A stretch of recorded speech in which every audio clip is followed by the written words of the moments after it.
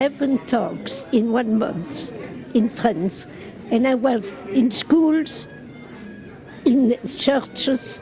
Pax Christi friends invited me to give a big talk in Paris. I was invited by a general on a military base which controlled the whole region of Paris. The whole region, it's the most important military base. And when I arrived at the building where I was going to give my talk, the general and a French senator were waiting for me outside to show, and they knew, because my book says that I'm a French Jewish spy, so they knew I was Jewish. But you wouldn't believe that I never hear a word of anti-Semitism when I go to France. But the Jews of France are leaving now? Oh, the Jews of France were leaving, North African Jews who come from Morocco, Algeria and Tunisia, because they are the ones who are frightened. It's not the real Jews who are leaving France. That's the difference, but that nobody talks about it. But I can tell you that 95% of those who are living as North African Jews who came after Israel was founded, there was an awful lot of trouble in these countries and the Jews had to leave. And they came, many of them came to France. And they are the ones who are terrified because of the Muslim North African there. How did things change after the Allies invaded? Well, we suddenly lived again. Before it wasn't a life, it was a terror.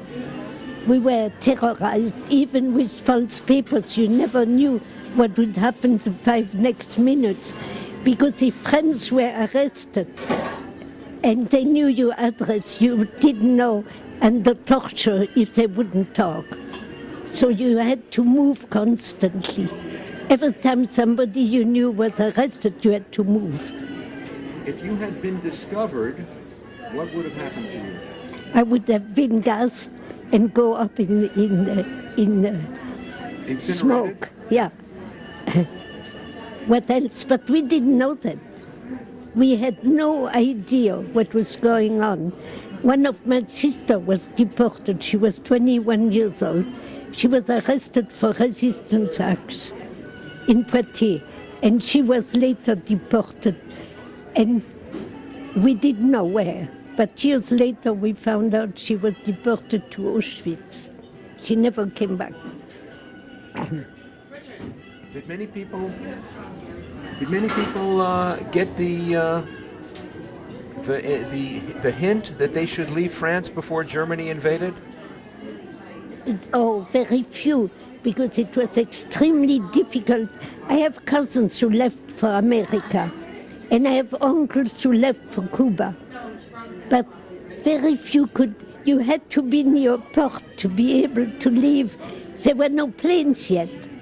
You know, really, well, you couldn't take a plane yet in '39. So you had to take a ship. And you had to be near a port to be able to leave. And if you had a huge family, it was so difficult to do it. We never thought about leaving.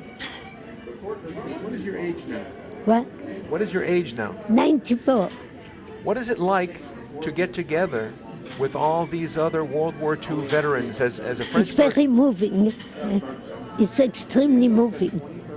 And I was in Paris when Paris was liberated. And that was very moving. And I was in Paris too on D-Day. And that was amazing. That was an absolutely amazing moment. I remember every moment of the day.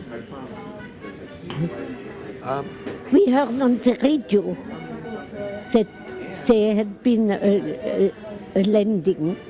We knew it. We knew it immediately. Do do the French people of your generation still feel a gratitude toward the Allied soldiers? We never will forget. They are all very, very grateful.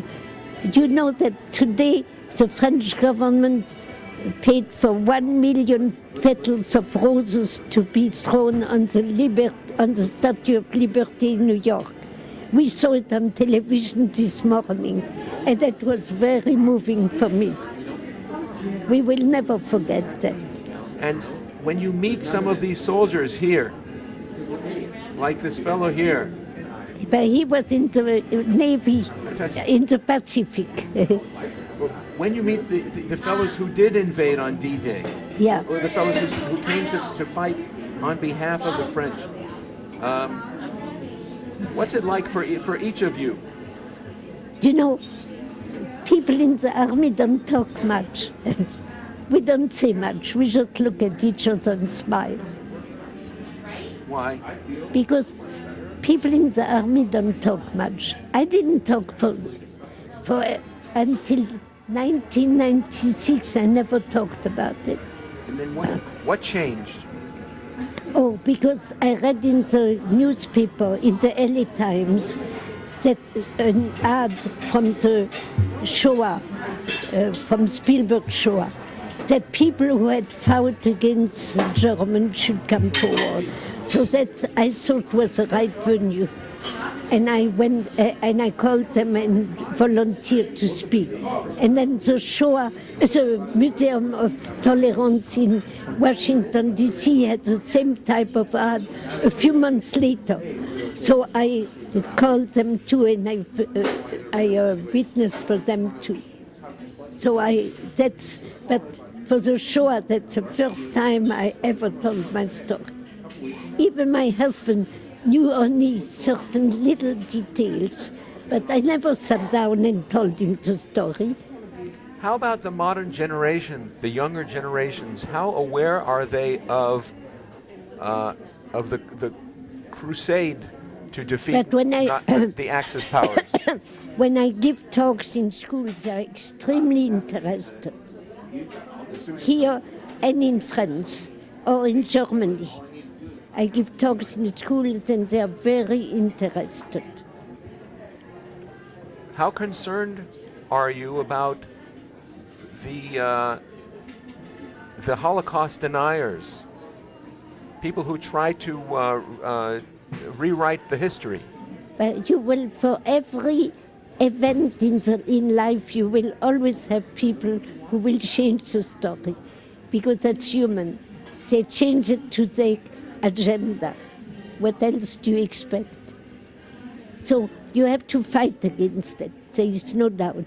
But you have to understand that that happens constantly. I understand. Yeah. Would you like